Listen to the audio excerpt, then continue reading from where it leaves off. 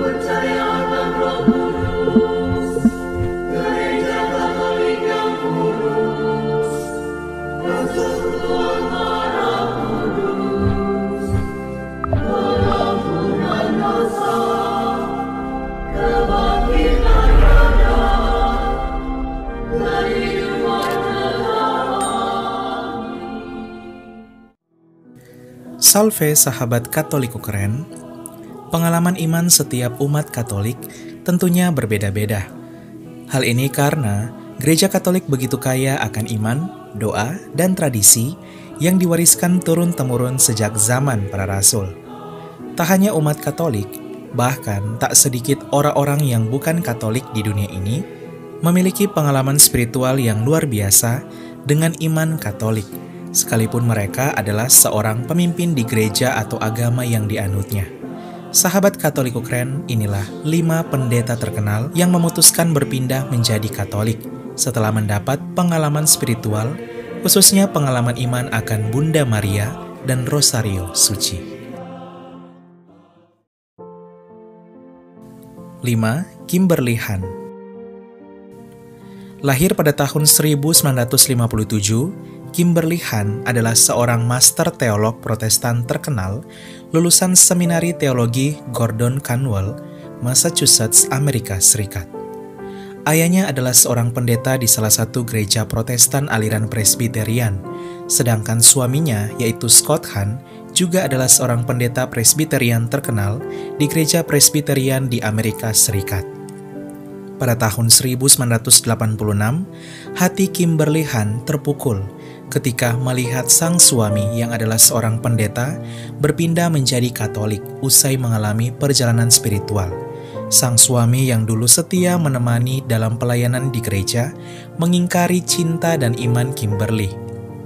Kimberly menjadi frustasi hingga menyalahkan Tuhan. Suatu hari, suaminya yang telah menjadi Katolik memberi sebuah buku mengenai doa Rosario yang berlandaskan Alkitab. Kimberly pun mulai menurunkan egonya lalu mencoba membacanya. Kimberly sempat merasa bahwa doa Rosario hanyalah doa pengulangan umat Katolik yang sia-sia. Hingga berkat bantuan seorang biarawati, Kimberly pun mendapat pandangan yang baru. Ia tersadar bahwa doa Rosario adalah doa pengulangan yang indah dan sungguh alkitabiah.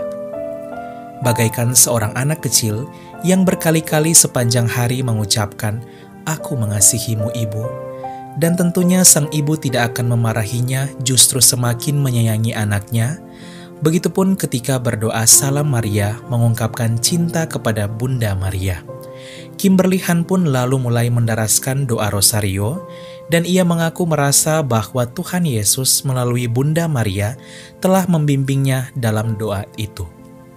Rosario pun menjadi bagian dari kehidupannya hingga 4 tahun kemudian, Kimberly Han pun memutuskan menjadi Katolik. Ia sah diterima menjadi Katolik pada tahun 1990 bersama keempat anaknya di Gereja Katolik Paroki Santo Patricius, Joliet, Illinois, Amerika Serikat. Berkat Rosario, Kimberly jatuh cinta tak hanya kepada Tuhan Yesus, tetapi juga kepada ibu dari sang juru selamatnya. Kini, ia telah seiman dengan sang suami dan aktif melayani dalam gereja Katolik.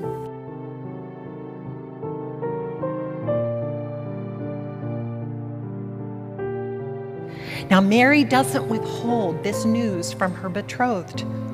She has nothing to hide. Mary brings Jesus to Joseph first. She wants to share the news. Last night on the Holy Spirit. And what did Dr. Schreck say? We received the Holy Spirit at our baptism. We have been sealed in the Holy Spirit in our confirmation. And what kind of spirit is this? It is, Ralph Martin talked about the fact that the Vatican II documents make it clear we all are called to holiness. It's not just the priests who serve. Every single one of us has been called to holiness, and we've been given the Holy Spirit to bring that about.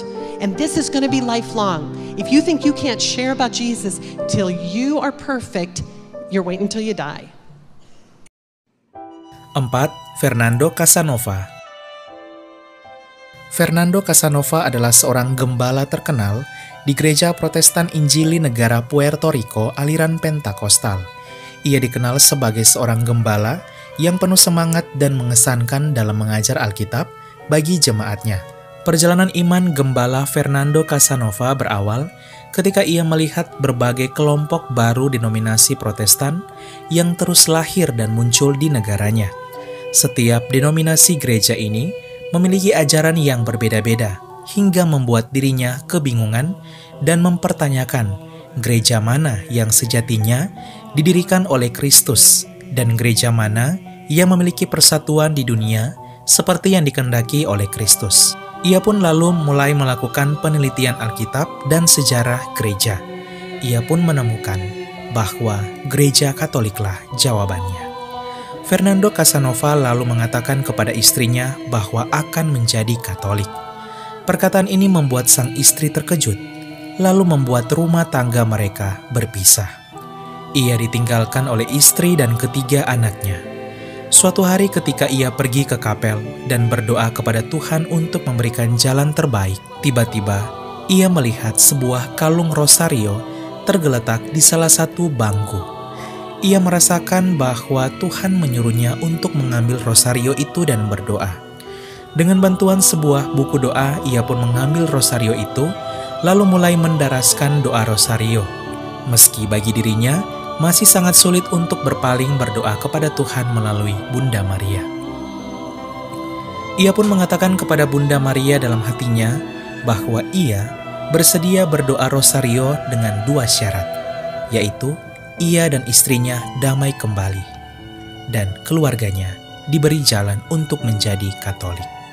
Gembala Fernando pun lalu mulai mendaraskan doa Salam Maria dalam rosario. Meski tak mengerti karena belum menjadi Katolik, namun ia tetap meneruskan mendaraskannya sambil memohon ampun kepada Tuhan melalui Bunda Maria. Dan mujizat terjadi. Di hari yang sama, istri dan ketiga anaknya kembali berdamai dengannya. Pengalaman mujizat akan rosario ini menjadi titik balik bagi Gembala Fernando untuk menjadi Katolik bersama keluarganya. 1 tahun kemudian, ia dan istri beserta ketiga anaknya akhirnya dibaptis ke dalam pangkuan Gereja Katolik yang kudus. Momen itu terjadi pada tahun 2008 di Gereja Katolik Paroki Katedral Santo Yohanes Pembaptis, Kota San Juan, ibu kota Puerto Rico. Fernando Casanova meski harus melepas gelar kependetaannya, meninggalkan jemaat yang dilayaninya, namun ia kini berbahagia bersama Kristus dan bundanya, serta keluarga tercintanya dalam iman Katolik, dan aktif melayani sebagai rasul awam dalam gereja Katolik. Pasado 2000 años, escuchen bien lo que les digo. Y esto lo voy a decir con mucho cariño y con mucho respeto, pero con firmeza. Escucha. No hay excusa para irse de la Iglesia Católica. ¿Tú escuchaste bien? No hay excusa. ¿Quiénes? Solo levantando la mano, ¿quiénes podrían testificar en este lugar que de alguna manera han visto a Dios obrar en sus vidas de forma poderosa como católicos? ¡Levante las manos! ¡Manos arriba! ¡No las baje, no las baje, no las baje! Por favor, los que están a los lados, miren. 3. Brigitta I. Ekman. Brigitta I. Ekman adalah seorang pendiri salah satu denominasi gereja Protestan aliran Pentakostal karismatik terkenal di Swedia, yaitu Gereja Karismatik Injil Kata Kehidupan Swedia. Bersama suaminya Ulf I. Ekman yang juga adalah seorang gembala terkenal, mereka telah melayani 250.000 hingga 500.000 jemaat di berbagai negara. Suatu hari, Brigitta I. Ekman membaca sebuah buku tentang Santa Brigitta dari Swedia, seorang kudus dalam gereja Katolik yang memiliki nama dan kewarganegaraan yang sama dengan Gembala Brigitta I. Ekman. Ia pun terkejut ketika mengetahui bahwa Santa Brigitta ternyata pernah mendapat penampakan dari Bunda Maria dan berbicara langsung dengan sang ibu dari juru selamatnya. Brigitta I. Ekman pun mulai membaca buku-buku tentang Bunda Maria, dan ia pun sadar bahwa iman Katolik tentang Bunda Maria sungguh alkitabiah. Sang suami yaitu Ulf I. Ekman juga mengalami pengalaman spiritual dengan iman Katolik usai bersiarah di Yerusalem di mana di Yerusalem, seluruh situs peziarahan penting umat Kristiani dunia yang dikunjungi mereka memiliki corak iman Katolik. Pada tanggal 9 Maret 2014, Brigitta Ekman beserta suaminya melepas gelar mereka sebagai gembala gereja, lalu menjadi Katolik bersama keempat anak mereka. Mereka meninggalkan ribuan jemaat yang telah mereka bentuk dan lebih memilih untuk mengikuti panggilan Tuhan dalam kepenuhan iman Katolik. Melalui Bunda Maria, Brigitta Ekman semakin mantap dan terpanggil menjadi Katolik.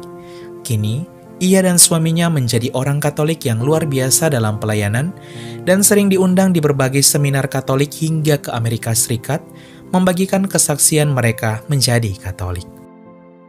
And by the millennium shift, 2002, I started to read about Saint Birgitta. You know, it was her feast day 2 days ago.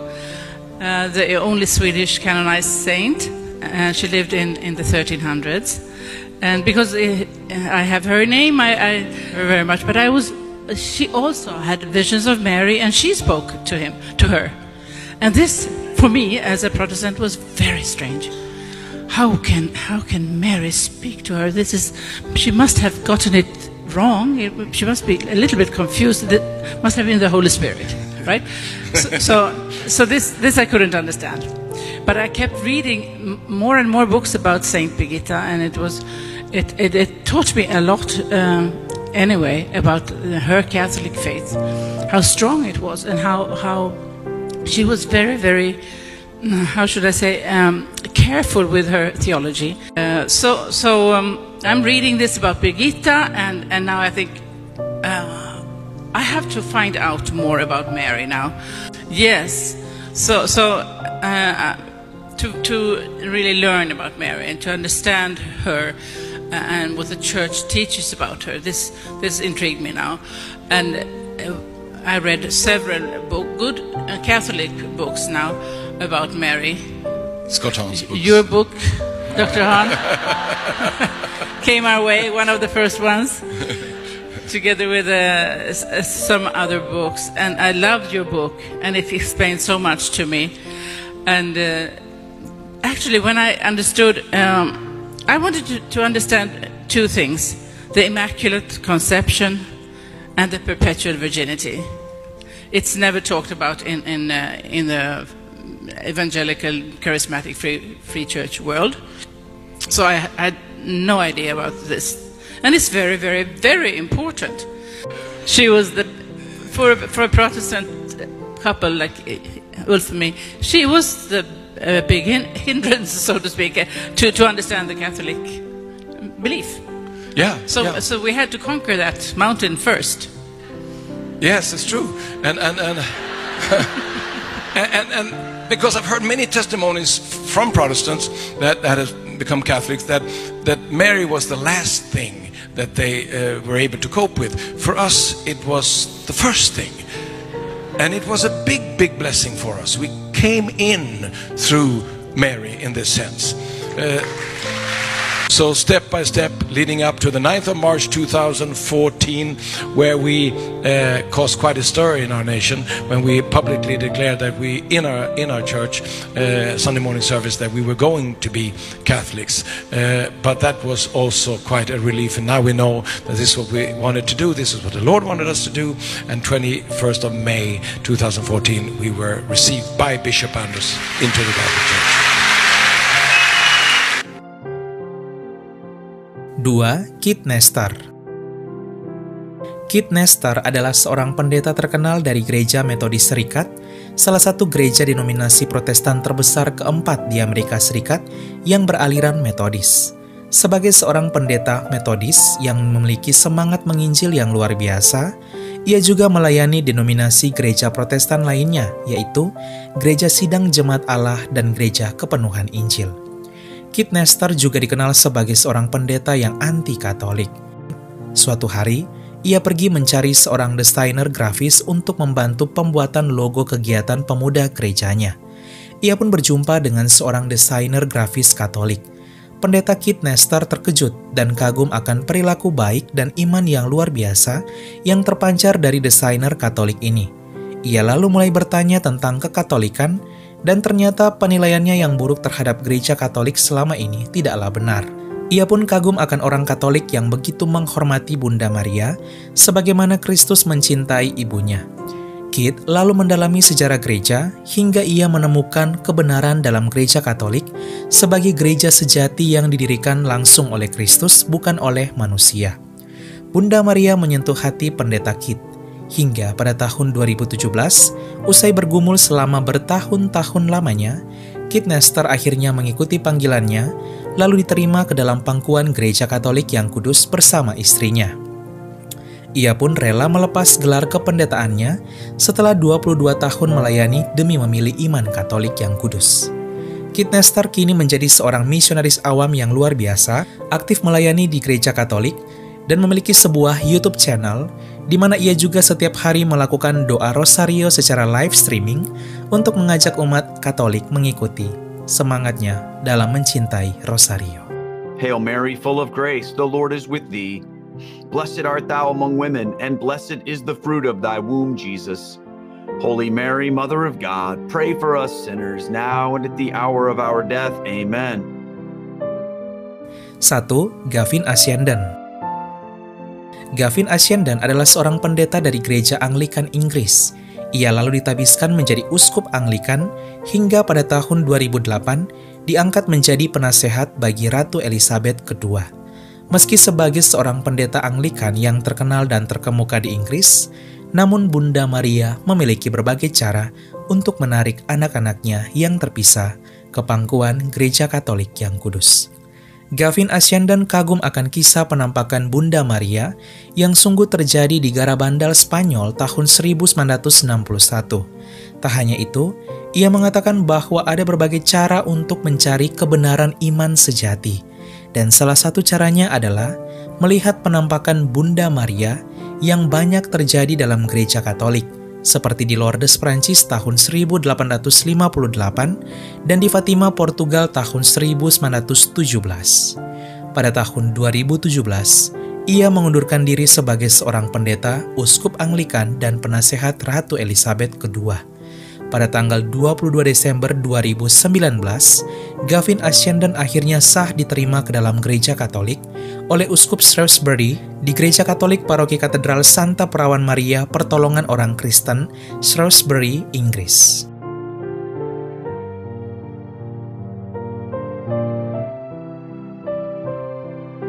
Holy Spirit, but I think I'd want to say that he works in a variety of different ways, and what we need to do usually is be able to, and he had the same experience. I found another man crying before the Blessed Sacrament, and so in a sense good came out of it, but certainly at the time I attributed it to my rather flaky personality, but in fact Sahabat Katoliko keren, itulah 5 pendeta terkenal di dunia yang akhirnya menjadi Katolik usai disentuh oleh Bunda Maria dan Rosario Suci.